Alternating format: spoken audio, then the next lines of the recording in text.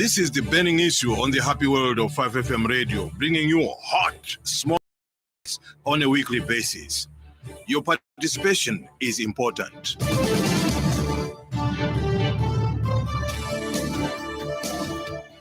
Great morning it is. It is a Tuesday, and the Tuesday edition of the burning issue is here, and we are grateful that you found time to, and welcome to it. I'm your host, Zachariah Banda. Now, don't forget that we are live here on the Happy World of 5FM radio on 89.9 in Lusaka and the surrounding areas. But also remember, we are live on our partner radio stations. We are live on Spice FM on 91.1 in Central Province, and particularly they are based in Kabwe. Tuta FM on 90.7 FM, and that is in Mansa, covering the rest of Luapula province. We are also live on the Copper Belt on Platinum FM radio, that is on 99.7 in Ndola, but covering the rest of the Copper Belt, and Katete FM on 103.3 in Eastern Province. Katete FM is based in Katete, but definitely they are covering many other towns on the Eastern Province, and we are grateful for that. And of course, don't forget, we are live on our Facebook page, that is 5FM Radio Zambia, and on 5FM Zambia YouTube channel as well. Make sure you follow, like it and share it, and we'll be also giving you, our listener, an opportunity of the program to call in and interact with our guest. Now, today, our guest is Mr. Celestine Mukandila. He is the Toonse Alliance National Youth Chairman, and we are so delighted to have him here in the studios. Great to have you. Good morning. We haven't spoken in a long time. Welcome. Thank you very much, Zach, and good morning to the listener, and thank you very much for having me here. Great. Just bring us up to speed. How is Toonse Alliance doing, and particularly the youth? Well, Toonse Alliance is doing very well. The youth movement is growing every day. Of course, I am glad that I was given a portfolio by Dr. Edgar Lungu, entrusted with mobilization of the youth movement, entrusted with responsibility of ensuring that the youths are reminded of the virtues of the fact that we must be able to dominate going forward. Of the fact that we control the narrative going forward, because the youths are a majority in this country today. We must be in line as decision makers, as a matter of fact. So the youth movement is doing very well across the country, be it Muchinga province, be it Luapula province, be it Eastern province, be it Northern province, be it Central province, Copper Belt, Southern province, Western, Northwestern. All the youths are intact. Remember, the Toonse Alliance is actually the only political movement with a structural base throughout the country. We've got structures for the Patriotic Front. We've got structures for the NCP. We've got structures for other political parties, FDD, you name it. So as an alliance and as the youth movement, I think we are more strong than ever before. I think this is, I think from Kaunda days, this is a second revolutionary youth grouping that you can look at in this country. And now, much as youth movement is growing stronger, as you alluded to, I would like to also find out how much promise you are giving the youth in as far as inclusion in decision making is concerned. I think for a long time they've cried out that, look, we keep voting the older folks into decision making, yet when it comes to elections and campaigns, we are the most involved. Well, realistically speaking, like I indicated, thanking Dr. Edgar Lungu for giving me an opportunity as a young man, and you'll be able to realize that Dr. Lungu had a vision to include youths and young people into the leadership of the country, especially that when you look at the alliance itself, you'll be able to realize that the portfolios given to most of us, we are young people, fresh blood, fresh ideas, and very novel ideas, if you may put it that way. Mm. So you're looking at a brand of youths whose potential has to be tapped today. It must not be about tomorrow anymore. So we're looking at a brand of youths who are given the opportunity today, and today we must be able to raise the banner.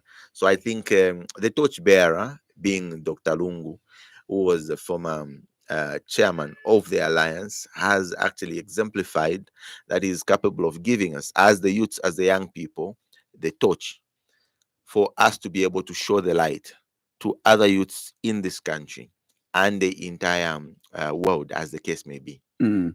Let's talk youth empowerment in this country. Is it realistic? Well, you see, the reality is that we have a crop of leadership today in government that made promises. They promised castles in the air, to the extent that the youths gave them a resounding vote in 2021. But what we see is a scenario where the same government that decided to even reach the extent of signing social contracts with our young people have done a complete 360-degree turnaround.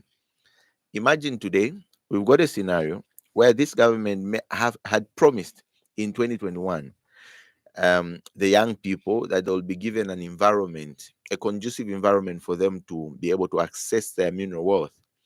That is God given. But what we are seeing is a scenario where the same government has done a complete 360 turnaround, and they've decided that these same mines or resources that we have should be in the hands of multinationals, multilateral corporations, which is very unfortunate, to the extent that they decided to even cancel the very minute existence of these artisanal licenses that existed. Look at what happened in Chingola at Selimine. Same issue where they decided to displace the artisanal miners, and in the name, for them, by the way, they decide to even insult them by calling them illegal miners. But we're looking at artisanal miners.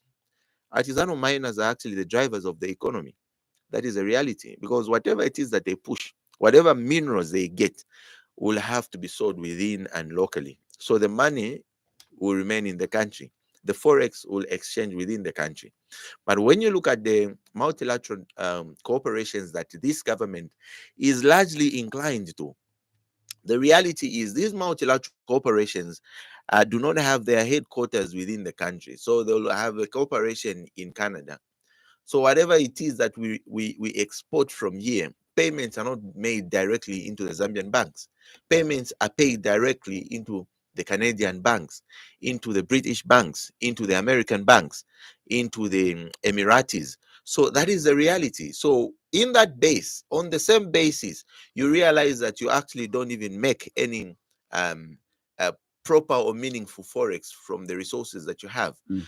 But this is a government that promised the young people of these much needed resources, to the extent that every time there is a possibility of the young persons to make ends meet, this government will go in and either distract the movement of people mining the basic minerals, or they will in fact decide to send in police and even reach the extent of killing individuals. So we've reached a point where this government has clearly shown that they don't care. They don't care about us. When it comes to empowerment, they only look at the youths of 1964, if I may put it that way. So they never even, when it comes to either empowerment of employment, empowerment of resources, empowerment of capital generation, they never look at the young persons of today. They look at the youths of 1964. So that is where we are. Look at the employment levels, for example. How have they employed people? Who are they employing? You realize that the people this government is employing are those that were our grandfathers today. And that is why I call them the youths of 1964. Today, they are our grandfathers. They are the ones they're looking at. They never look at the young persons, the young people of today. So, in as much as they would come with the rhetorics of lying to the Zambian people, that we are going to amend the constitution so as to have proper youth inclusion, women inclusion in positions of leadership. That is a fallacy, because we've got a constitution today that already provides for that. So ideally, in terms of youth empowerment, this government has failed. They came into government on the premise of promising the Zambian people and the Zambian youth employment. But today, as we are talking, Minister of Finance was telling the National Assembly that we currently seated at 7 million unemployed youths. They told us what they shall do. They have failed to do what they told us. How they shall do it, they have failed to exemplify.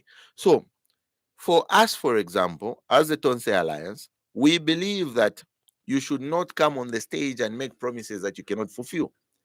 So, in terms of youth empowerment or employment, imagine today we're sitting at 7 million unemployed youths. Every year, the job market receives over 100,000 unemployed youths in Zambia today. So, as an alliance, sitting with a team of technocrats as a youth movement, sitting with planners and people who understand national development, we have actually decided to come up with bits and pieces of our campaign manifesto for 2026. If I may give the Zambian people a leakage, which is as to what we're working on, yeah, and how exciting it's going to be as meaningful pensionable employment next year, in 2020. In fact, starting next year, because we understand what we want to achieve, what we want to do, and how we shall do it. Imagine today we have a resource that is called Zafico. You know, Zafico has got 100,000 hectares of land. Now, 100,000 hectares of land that Zafico has. That's one resource, by the way. I want the youth to know what shall happen, not the rhetorics that were given in 2021. This is something that can happen realistically. It's not rocket science. Zafico, that resource can actually be used to harvest honey. You know, the honey, Zambian honey, is actually the best in the region. Did you know that? So imagine one beehive. One beehive will produce about 200 kg of honey on an annual basis. One beehive. Now, that 100,000 hectares, we can decide to utilize it and put in 50 million beehives. Now, the 50 million beehives, of course, the number sounds big. It cannot be achieved in 1 year. It can be achieved within a space of 5 years as a realistic person, or as realistic people who understand what we are talking about. In the first 2 years or 3 years, we should be able, in fact, in the first 2 years, we should be able to have a complete industry created of at least half of that, which is about 25 million beehives. A number of 10 beehives will be taken care of one individual. And these individuals are youths. Now, we've got resource bases such as ZNS. You know, currently we've got the volunteering ZNS training that has been introduced. But you know, that is the resource we can actually use to ensure that these youths are placed in meaningful employment. They get the relevant attitude and discipline, and they are now placed into these Zafico farms, beehive farms. Now, 10 beehives will be catered by one youth. So when you do the multiplication of divisions there, you will realize that you're going to provide employment for 2.5 million youths almost immediately in the first 2 years. Now, do you know what that means to the economy, my brother? 2.5 million youths employed to cater for these beehives. It will have meant that you have included on the social security bank or platform 2.5 million contributors. It means you will have included in the economy 2.5 million SIM cards, give or take.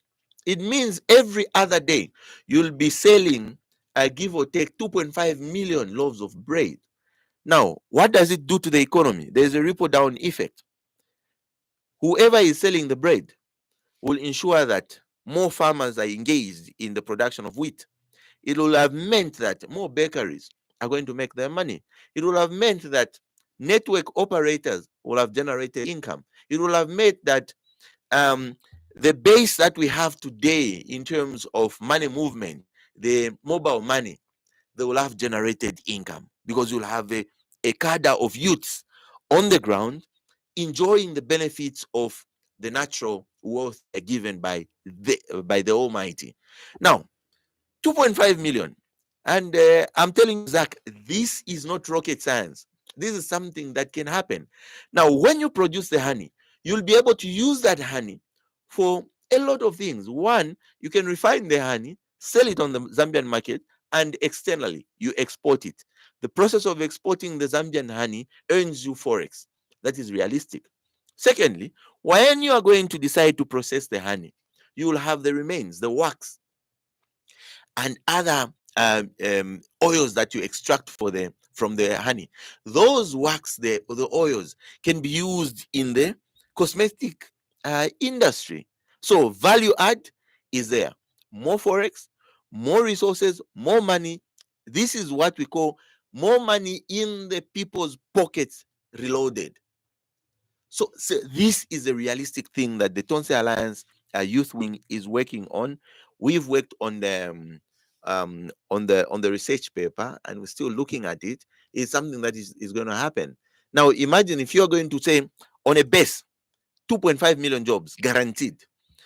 The ripple effect will have actually create 3 times the amount of jobs.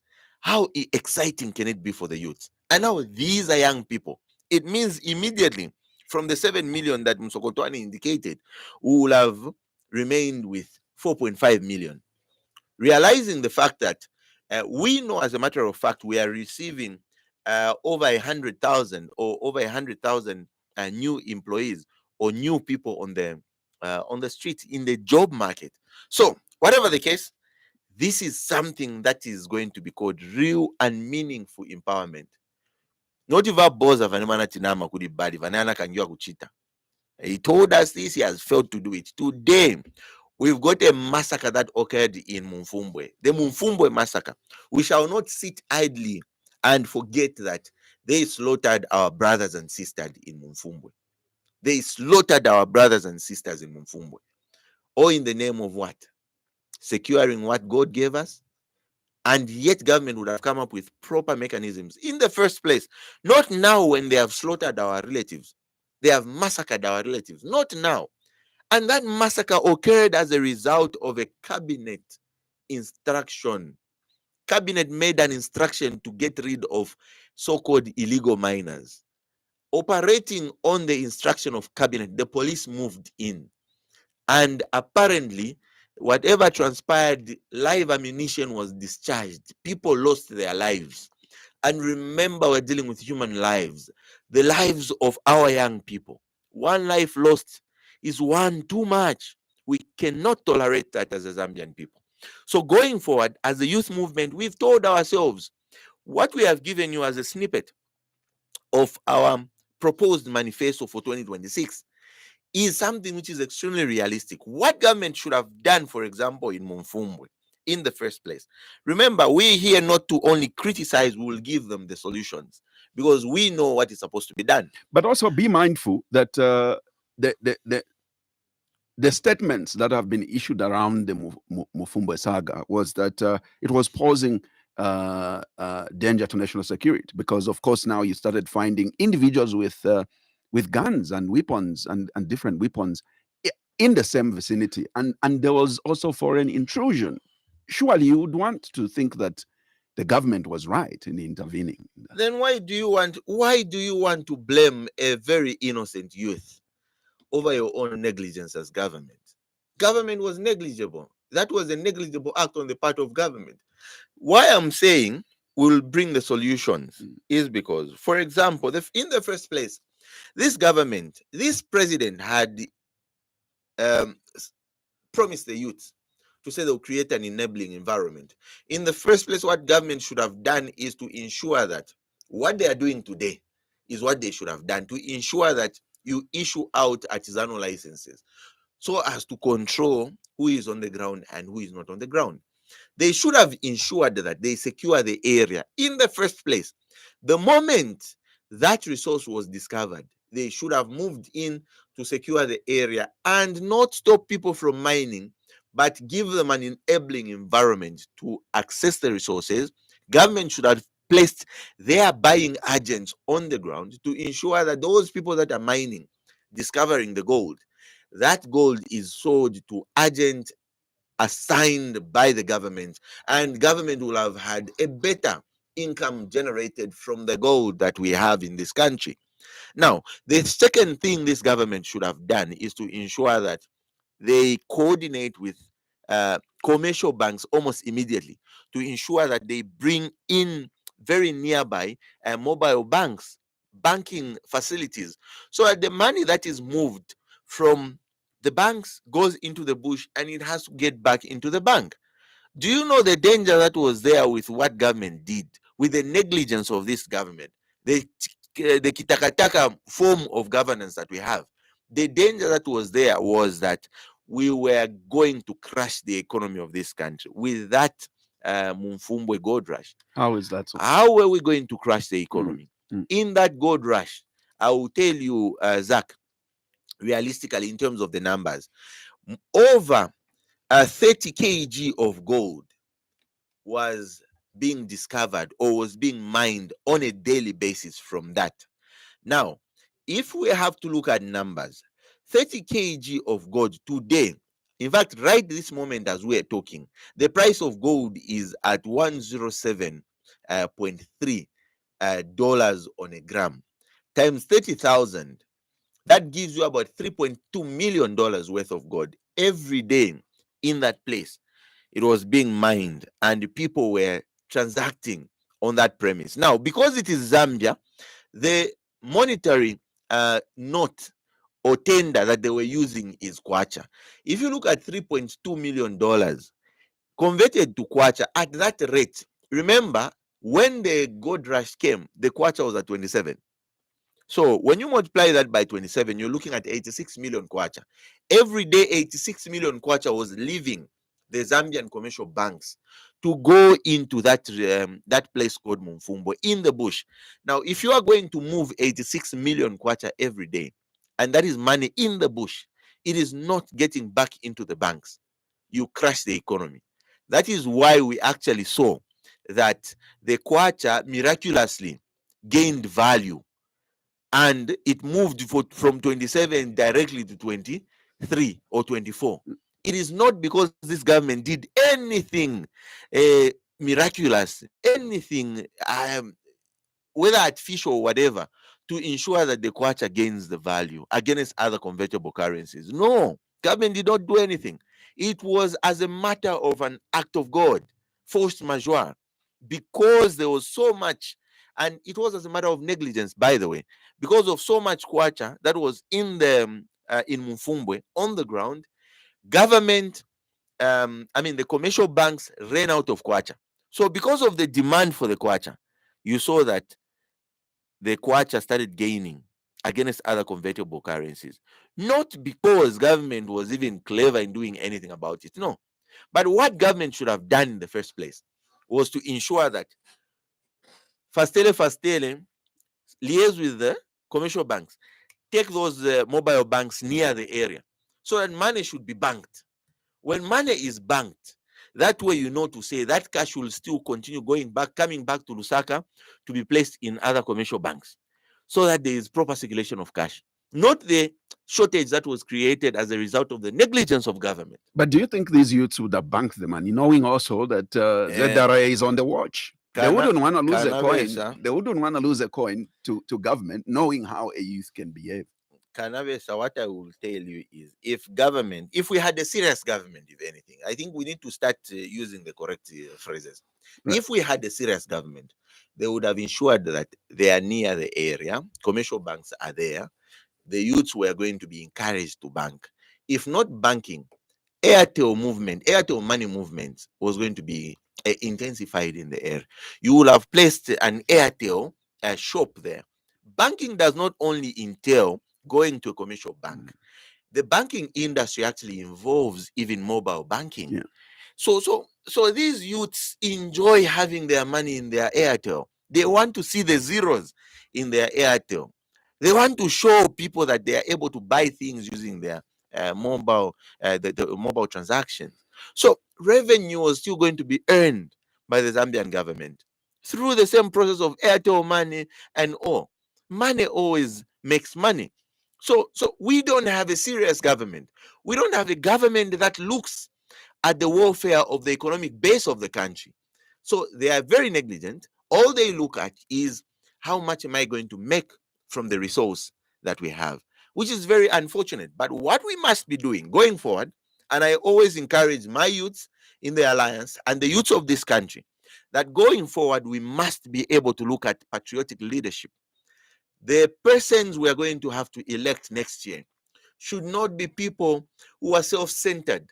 They should not be people who believe that it is only Bamuisa who can come and develop this country.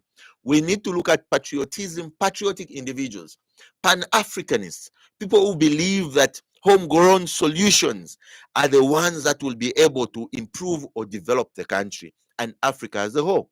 So for me, I believe going forward, we need a patriotic leadership, a leadership that will have integrity. Today, do we have a leadership that is patriotic? I don't think so. I don't think so, because this leadership believes that it is only Bamuisa who can come and develop this country. The minds are going to the multilateral corporations, the multinationals. Everything is leaving the hands of Zambians. Imagine to the extent that this government was on top of things celebrating a discovery of gold, or is it copper deposits on the copper belt, when we already knew to say we've got those copper deposits. As a matter of fact, we decided to let a foreign interest have control over that deposit. Now, the question is, why are we doing that? Why should you decide to let a resource such as that be in the hands of foreign interests? Did you know that, Zach, today in Zambia, we actually don't have even 1 gram of emeralds, and yet we brag to be the world's largest exporters of emerald. We don't even have 1 gram of a reserve of emerald. Today we are bragging to be a second largest exporters of copper in this African continent, and yet we don't even have 1 ton of copper in our copper reserves. We don't even have a copper reserve. But foreseeability is extremely important. So what I'm trying to say is, going forward, when it comes to the mining industry, we should actually not just look at us exporting copper as just copper as an or copper or is it copper cathodes alone? No, technology has evolved. Technology has evolved to the extent that now we can actually the price of copper actually goes for, is it $10,000 right now on a ton? But realistically speaking, if we can decide, for example, that we move from the exportation of the metal copper, that is standard metal copper, as copper cathode, we move and refine that copper into what we call nano powder. You know, today nano powder is fetching at a whooping 400 and $400,000 on a ton, as compared to $10,000 on cathode. So you see what we can do as a country. Critical minerals that can bring in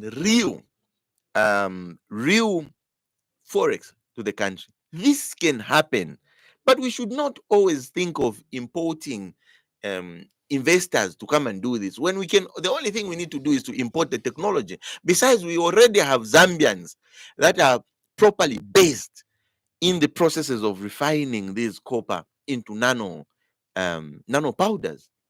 So why can't we do this?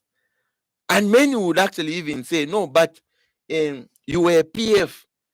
How come you didn't give such great ideas? One of the reality is, yes, I may have been PF, but I was not in mainstream policy making. And besides, I'm a new kid on the block. So I have come in with novel ideas.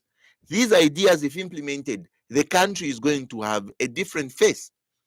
as a matter of fact. We'll not have the same rhetorics of us begging for $1.4 billion from IMF. We don't need to, as a matter of fact. We've got the resources as a nation. So why do we have to beg for that? It is because we've got a government that is not a serious government. We don't have serious people running this country in State House. We don't have patriotic people running this country. They are not serious. They don't have integrity, because integrity entails that you do the right thing even where no one is seeing. To the extent that if you promise the Zambian people that you will not give back KCM to Vedanta, do not give it back. Keep it. Don't come and do a complete 360-degree turnaround and give the resource free of charge. If you are going to promise Zambians that you are going to ensure that you empower them to take care of the national resources, the mines, don't decide to give away Mopani for a story. For a poet, for poetry, you give away Mopani for free.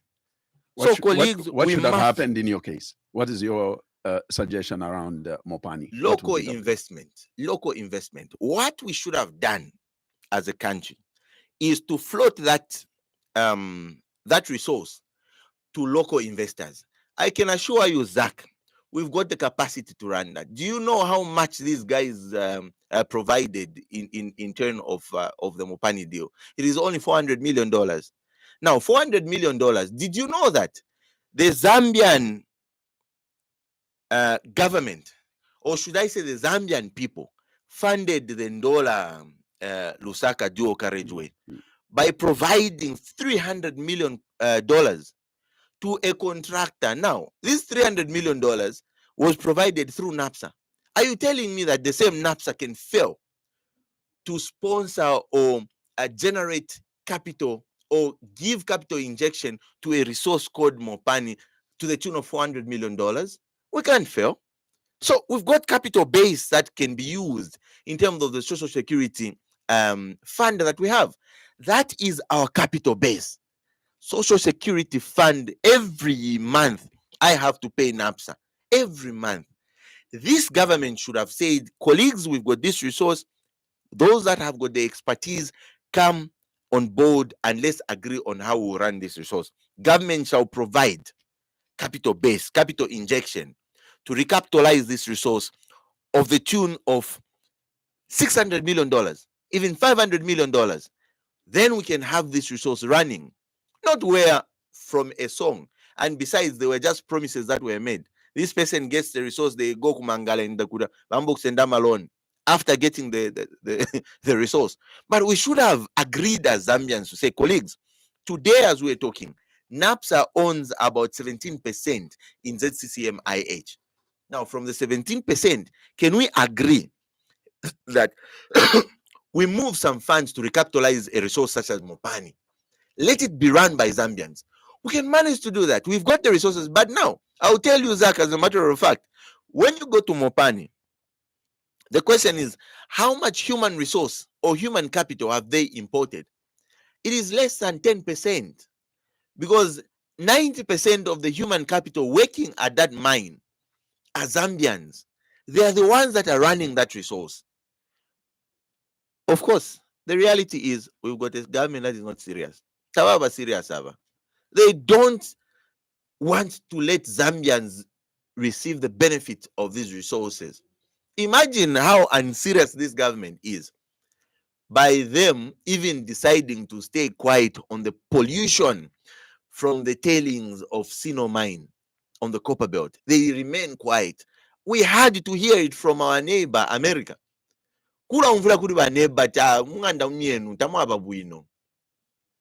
That is how unserious this government is. That too has been disputed. But in as far as that water is concerned, it's fit for human consumption.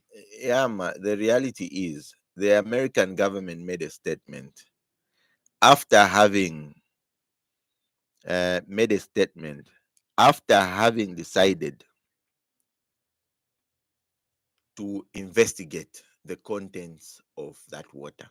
They will not make a statement without investigating the contents of the heavy metals that were found in that water. That is the reality. And truth be told, this government has equally decided, or should I say equally decided, to stay quiet on the pollution of the water in the Luapula area, where there is Kalanyelele mine, where gold miners are using mercury to process their gold. And the mercury is equally a heavy metal, polluting the water in the Luapula. Knowing very well to say in Luapula, for example, their livelihood is purely dependent on fishing. Now, you decide to stay quiet as government. Zema is not intervening to ensure that right methods are used. The Ministry of Mines is not intervening to ensure that right methods are used in the extraction of that gold. They are not intervening to ensure that we have safe ways of depositing tailings. They are not intervening to ensure that those chemicals that are used in the processing of these resources that we have in the country are disposed of in a proper manner. Why are we not a serious government? But I'll tell you why. It's because we decided to elect jokers into office. So going forward, I'll remind the Zambian people, can we please look at people with integrity going forward? Can we please look at people with integrity? People who are able to realize that homegrown solutions are what we need. People who are able to look at the Constitution of the Republic and say, this Constitution has provided for patriotism, I shall live by the spirit of this Constitution. Not individuals who decide to vilify the Constitution every chance they get. Well, while you're at it, you challenged Bill 7 in the Constitutional Court, obviously against it being amended. What really inspired you? Well, with regards to Bill 7, it's extremely important to first understand that not everything should be politicized. Very important. And our move or our mode to move the court to interpret the fact that that bill may not have been constitutionally crafted was purely based on one, patriotism, two, defense and protection of our constitution, and three, the defense of the guaranteed democracy that we enjoy as a Zambian people. Purely based on these three issues, nothing political, no political agenda, as a matter of fact. Now, remember, I am of counsel. I am sworn in to protect and defend the sanctity of this constitution. And not only that, my inherent duty is to ensure that the Constitution of the Republic of Zambia is respected and protected at all costs. And therefore, I also have another oath as a lawyer. And this is the oath of allegiance to a president of the Republic of Zambia. It doesn't matter who is there. Today, the oath of allegiance that exists between me and this country is that to this president called Hakainde Hichilema. So I owe allegiance to him. Now, what does that mean? It simply means that if there is any wrong that is being done by this president, I believe it is constitutionally safe for me to tell him. I'll go and tell him to say, Mr. President, this is a wrong move. The same way that we rose to the occasion and told this president to say, Mr. President, do not amend the constitution in a manner you are employing, because this constitutional amendment requires that there is proper consensus. There should be a consensus ad idem. That's what we call it. A meeting of minds, Zambian people. The model you have used is unconstitutional. This president did not listen. That is why I'm saying we need to be very careful to know that not everyone who is singing, I want to be president, I want to be president, should be given an opportunity. We need to give people who are going to protect the sanctity of this constitution. This president does not listen when we told him. Civil society organizations went and told him to say, Bwana, the model you have used is not the right one. The Law Association of Zambia told this president that, Bwana, the model you are using is not the correct one. But he did not listen. What did we do? We had to force him. We had to force that Bill 7 should fall. How? By going to court. Now, these are avenues we have as a Zambian people. We decided to take up a basic duty of every citizen to protect and defend the constitution, took it to court, and we succeeded. And the court indicated that about 9 provisions of the constitutions were vilified, were abrogated by this government in the coming up of with Bill 7. Now remember, we did not challenge the enactment process in the National Assembly. No, because the Law Association of Zambia is on record having challenged the enactment process of a bill, and they never succeeded. But what we did is to challenge the crafting of that bill. Okay. What did government have in mind? How did they come up with a bill? Who told them that we need to amend those particular provisions? So the who question is normally answered by way of coming up with a commission of inquiry to let the Zambian people give in their thought as to what can be touched in the process of refining the constitution. But this government decided to ignore all that. So we took it to court. Thank God we succeeded. We defended democracy. We defended the Constitution of the Republic of Zambia, the sanctity of the Constitution of the Republic of Zambia. We defended the Zambian people. It was purely a patriotic act. We used our own resources. We took it up and ensured that Bill 7 is dead today. This president was extremely selfish in advancing the move to amend the constitution.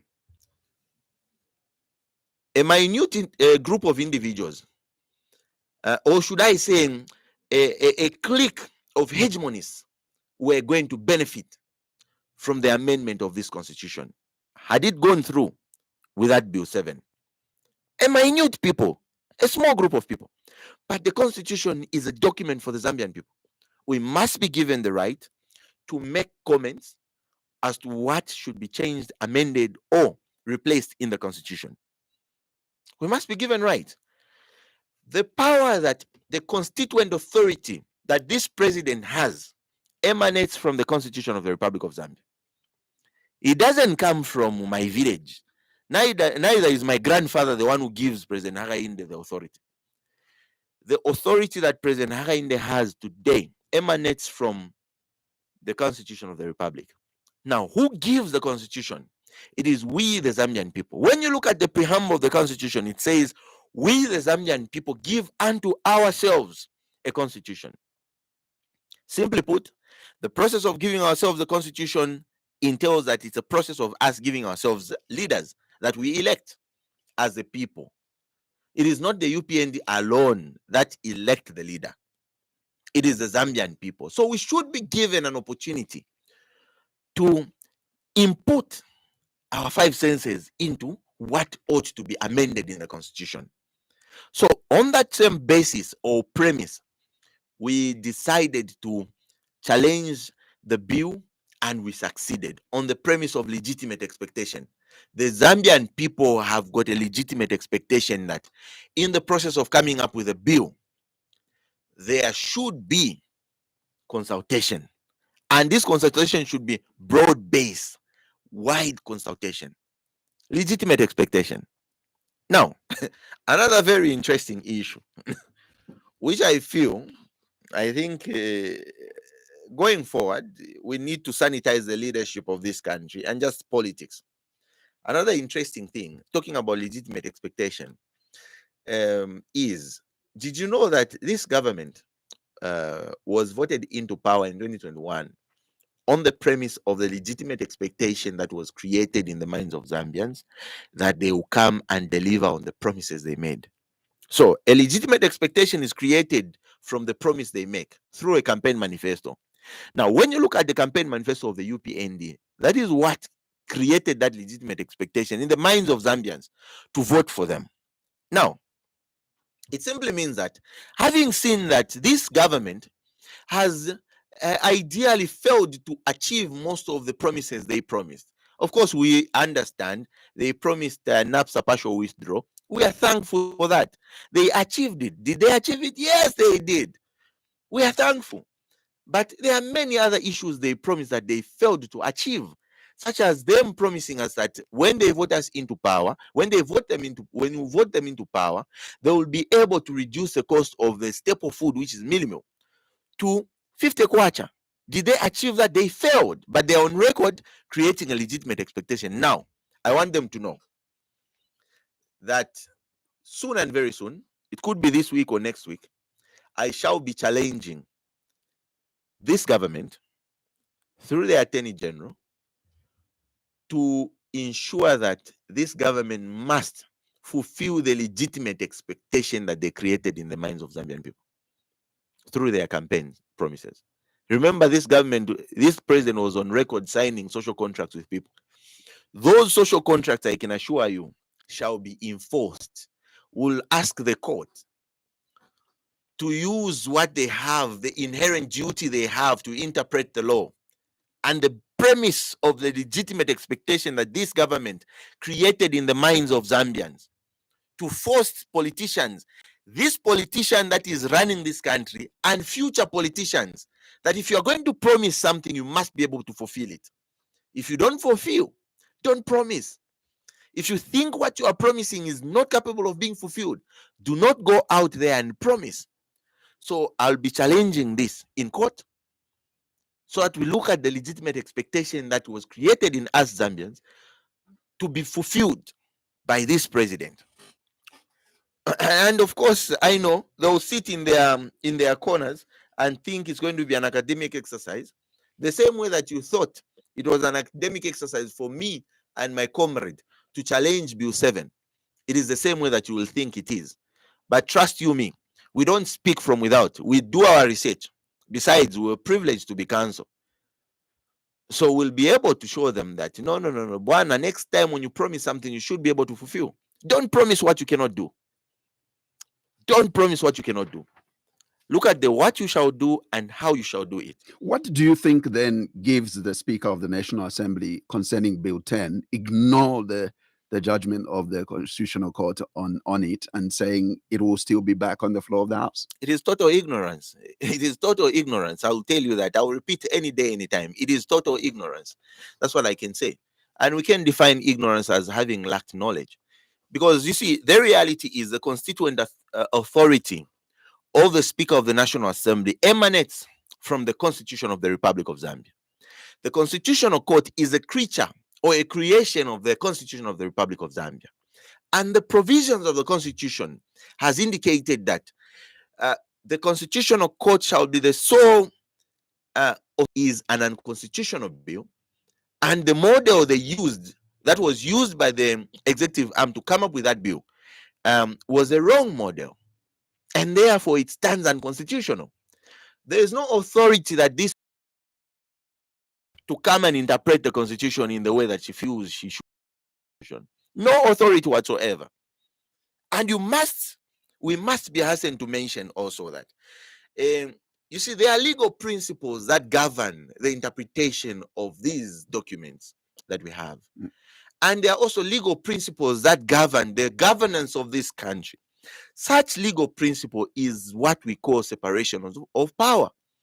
Now, separations of power entails that there should be checks and balances as a legal principle, of course, that will be based, that will be created to ensure that we don't have one arm of government behaving as though they are an alpha and omega, as though they are a god, as though they are too powerful.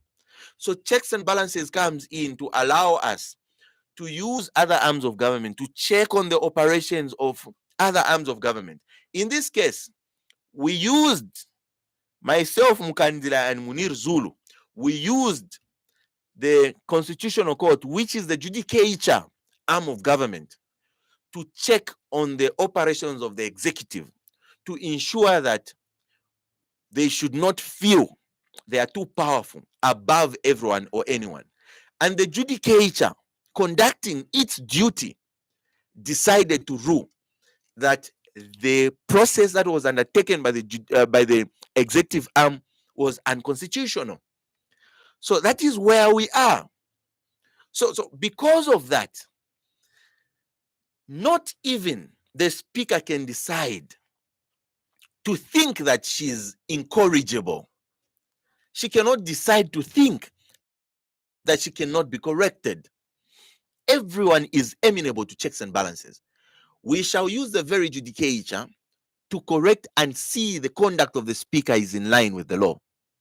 That is the provision of the Constitution. Remember, I indicated the constituent authority of the speaker emanates from the Constitution.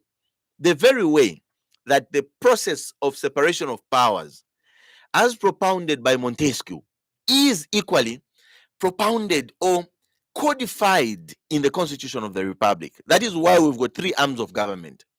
And these 3 arms of government must be able to operate independently. However, the independence of the operations of these arms of government should not give them power to decide to go ultra vires or beyond the power given to them by these same statutes. So this speaker must know and be reminded, she's of counsel, for crying out loud. She's of counsel. She must be reminded that the decision made by the Constitutional Court must be respected at all cost, because the same power she has comes from the Constitution.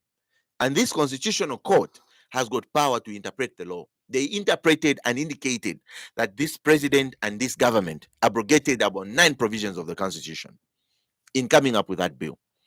If it were up to me today, as speaker who is sworn in to protect and defend the Constitution, if it were up to me today, as speaker who is heading a legislative arm of government, I would actually be the first to move a motion to impeach this president, on the premise of the fact that the Constitutional Court has guided you, the judicature has guided you, that there was an abrogation of the constitutional provision by the executive arm.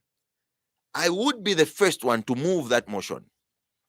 But alas, because we don't have serious people in this country, we don't have patriotic citizens in this country running the affairs of this country, we don't have people who want to run the affairs of this country on the basis of respecting the Constitution of the Republic. She cannot do that. But also, can you interpret to us what this means? Because before the Constitutional Court stated its position on what you challenged, the president deferred the Constitution presentation at the on the floor of the House. So between deferment and what the Constitutional Court gave us, what is the situation? What should you tell us these events mean or meant? Whether this government or this president decided to defer, suspend, or sit on Bill 7, the effect of the judgment that we have entails that Bill 7 is dead. There is no Bill 7. There is nothing to talk about. We can't even address that document as a bill. It's no longer a bill because the Constitutional Court indicated. Now, in granting the orders that we requested for, the reliefs that we requested for, the Constitutional Court granted the following orders. And I want to read to the Zambian people so that they know, so that they realize what it means. They said on J25 of the judgment that accordingly we grant the following relief. 1, we declare that the decision by the respondent to initiate a constitution amendment process before undertaking wide consultation with the people goes against the spirit of Article 1, 2, 5, 7, 8, 9, 61, 90, and 91 and 92 of the Constitution. Let me repeat. We declare that the decision by the respondent to initiate the constitutional amendment process before undertaking wide consultation with the people goes against the spirit of these articles that I mentioned, about 10 articles. The second order the court gave was that we order that the respondent complies with the spirit of the Constitution by ensuring a people-driven process led by an independent body of experts in conducting wide consultation with the people. Led by an independent body of experts. I don't believe a committee of the National Assembly is an independent body. I don't believe a UPND secretariat is an independent body. Do they even have experts apart from having jokers? What we need is an independent body of experts, and that is what the Constitutional Court has directed. It says we order that. It doesn't say we request. This is an order of court. We order that the respondent, in this case, the respondent, in this case, the respondent is the government of the Republic of Zambia, the Attorney General. So they are not requesting. They are not requesting. They have ordered that we must have an independent body of experts. So today, the effect of this judgment, the effect of this judgment is that so-called Bill 7, it is dead. Any person who's going to come up with that document and introduce it before the National Assembly, that person will have been in contempt of court. But deferment can also say that they will constitute what the Constitutional Court has said. An independent body, for example, they will do that and take back the contents of the bill of Bill 7. Remember, the court. The language of the court is that the government did not undertake wide consultation when coming up with a bill. It is not that bill that will have to be before that body of experts. No. The Zambian people will need to create their own bill. There is need for submissions to be taken to this independent body of experts. Now, what does that mean? There's been a legitimate expectation that has been created in the minds of Zambians as to how to come up with a constitution in Zambia. Successive governments have come up with a constitution using the Inquiries Act. A commission of inquiry is instituted, and a body of experts is made or created by the president using the commission of inquiry. We've seen the NCC. We've seen the Mungomba Commission. We've seen the Mwanakatwe Commission. Those were examples of how to come up with a constitution in Zambia and how to amend the constitution or refine the constitution. You can't just wake up from state house or community house and come up with provisions that the Zambian people have not given any input in. No. This is a court order. The court is not requesting you. The court is ordering you. Going against this court order will mean you are vilifying the very constitution that gives you the authority. It means you are abrogating the constitution. It means the constituent authority placed in the constitutional court to interpret this constitution is as good as a weak wash. It's neither here nor there. We are usurping the power of the courts. That's what it means. And that is misconduct at the highest level. And such individuals should not be seen anywhere close to the instruments of authority in this country, because they have decided to abrogate the constitution at will. And we shan't allow that. So this government must be able to adhere to the ruling or the judgment of the court and the reliefs that were granted by the court. They must adhere to that. Bill 7 is dead. It is dead. Whether you decided to defy it before we killed it, it is dead. This is the Tuesday edition of The Burning Issue. My guest this morning is Celestine Mukandila. He is a lawyer and Toonse Alliance National Youth Chairman. And of course, I'll be, like I promised, taking your phone calls just so you can have an interaction with our guest on the number 0955-221515. That's the number you'll be getting us on if you'd like to interact with our guest. Let me quickly remind you as well that we are live also on our partner radio stations. We are live on Katete FM 103.3 and covering the entire Eastern Province. And don't forget, we are live also here in Lusaka on 89.9 and the surrounding areas on 5 FM. Spice FM in Kabwe and Central Province on 91.1 and ZFM in Kapiri on 100.3 FM. And don't forget, Tuta FM is also carrying us live on 90.7 in Mansa, covering Rapula province, and Copperbelt is well covered because we are live also on Platinum Radio 99.7. I'm taking your phone calls on 0955-221515. I seem to have lost that one, but call us back on that same number, 0955-221515. I still have a couple of comments coming and dropping through on our Facebook page. Remember, it's 5FM Radio Zambia. Like it, leave us a comment. We'll be looking at those comments in a moment. Let me take this call. Good morning. Good morning. How are you today? Good. How are you? Fine, thank you. Please tell us your name and where you're calling us from. Kangwa is my name. Calling from Lusaka. Kangwa. Please go ahead, sir. No, I just wanted to tell the council that what he's doing is doing a recommended job. And I've seen he's really matured politically. I like the way he's talking, and we are happy. We are supporting him. We are supporting the council. Please keep it council. Thank you very much, Kangwa. All right. Thank you. We appreciate your call. Let's take some more on 0955-221515. That's the number you're calling us on. Good morning. Hello, good morning. Good morning to you. Thank you for calling. Please share your name and where you're calling us from. Yeah, this is Kingsford from Malidoa. Good morning, Chair there. Good morning, sir. Yeah, this is Kingsford from Malidoa. Do also what device IPS.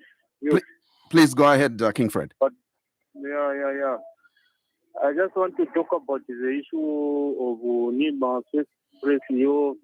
Nima ubuwakia bwabaponsha ishiba ba government pakesi yali buno nombo buteko limtuwa sabu wadi onaola Nima ine sacho ngawaya mkusendo muti mu mafamasi bareko batakuri network so tulefaya ishiba kapitinje as long as pala pakali papepa ya wafumana ina kunima wafumana ina hospital ya mkemesi ngapaise date stamp bafuje bare tukero mutinoti abantu bale pesha takuri mutiro date tukero muti so tulomba ko bani masu the government writing a program.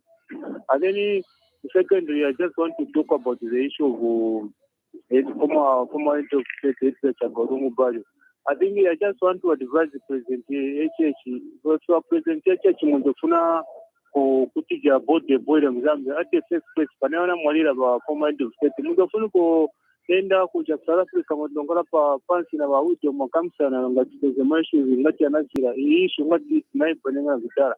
But because of your Gazi, you are saying that I am not moving outside the country because they are moving, but because the meeting from my Sadiq region, Munakana Kwenda.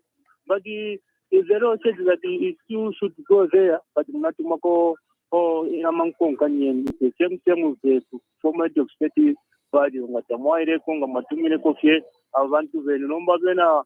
Amasaka kutapokulare shaba PF we muturere ulerira bawusebale kuresha okulira mukulira abantu baye ko famgrite road batanta meko febashewo kamu mwatuma bakapokola furu kutampokola tanzi abantu then you are saying that you want to give the format of the former head of state a dignity but in which way?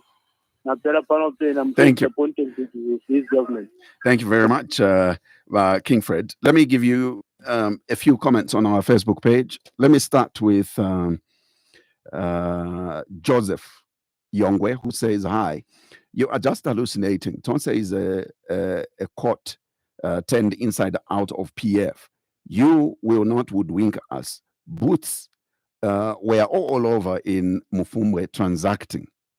We shall transacting. So what are you talking about? What you are just petty. We shall campaign that you don't bring back the brutal regime of PF into power. You are just wasting our time. Look, today Bari is in Western Province commissioning a mine. You failed to run KCM with your liquidator who siphoned $4 billion as his emoluments. You are looters as PF. Let me give you Walu Manda. So Walu Manda says Zambians need urgent help. And I believe with able leadership such as the one portrayed by Celestine Mukandila, I believe help is on the way. All right.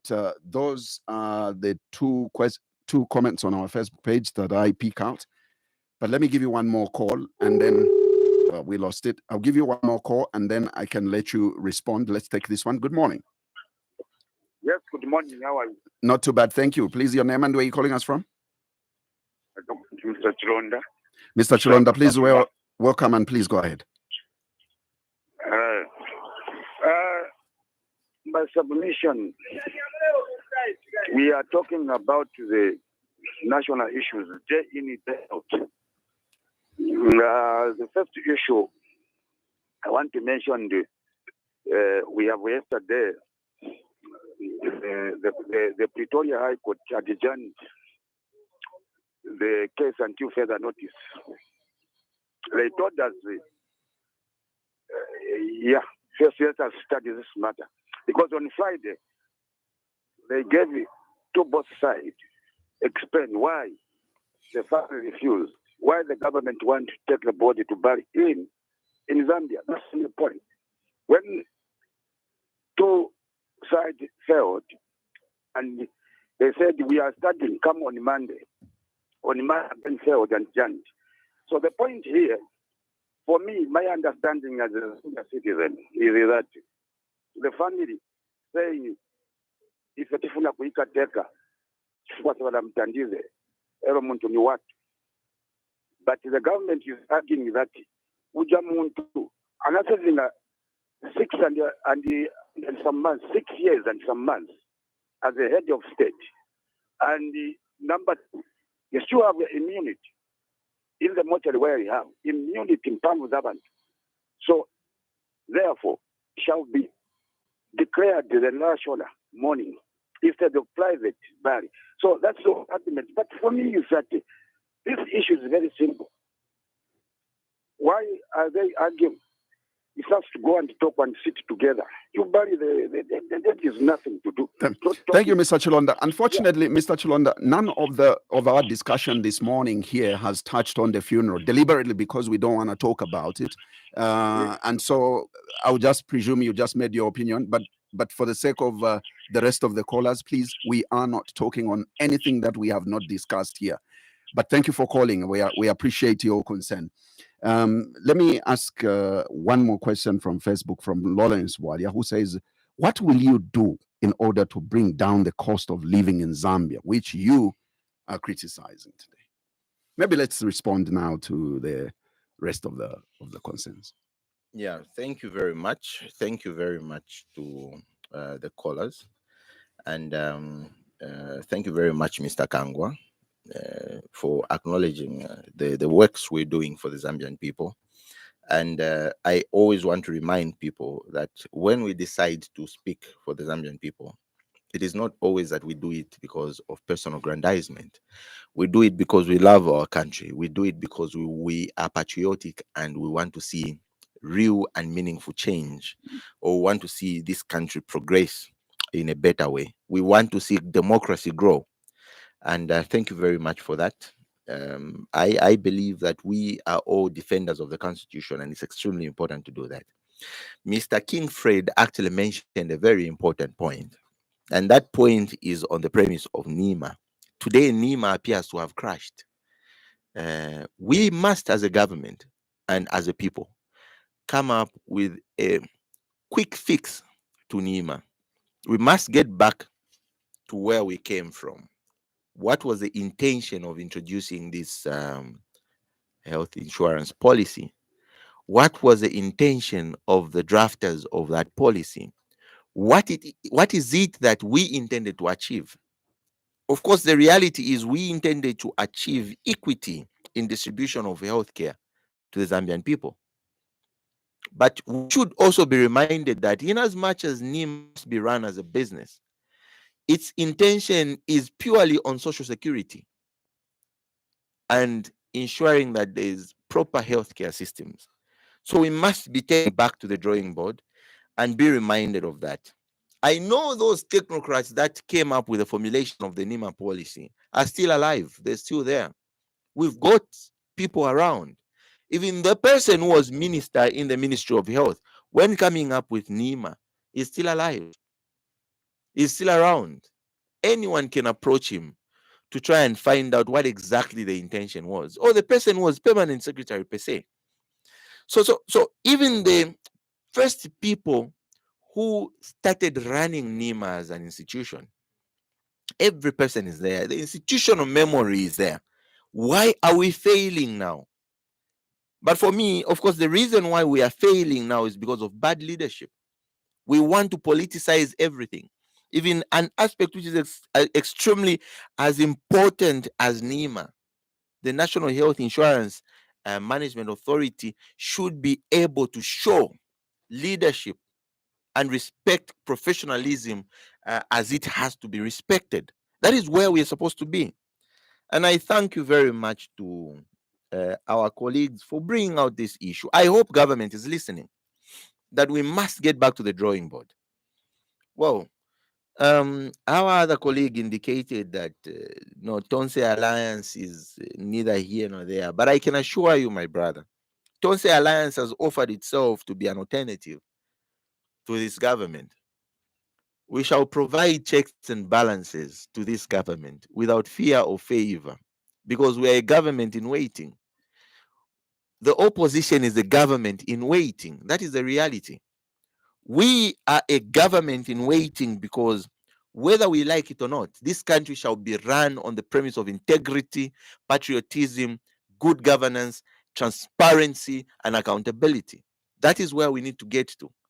Not where today, if you have to talk about the mishaps that are happening in this government, you have to be brought before an institution for inquiries or for investigation. You have to, when you stick to your principles, and I always tell colleagues that do not mistake my principles for pride. I cannot be bribed by this government.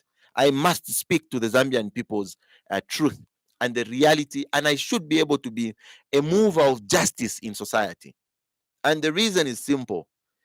I grew up from Matero upon their rights for the longest time. But what should we do when, now that we've got the voice to speak to people, we must be able to defend. Important. Imagine today, Zach, as we are talking, it is reported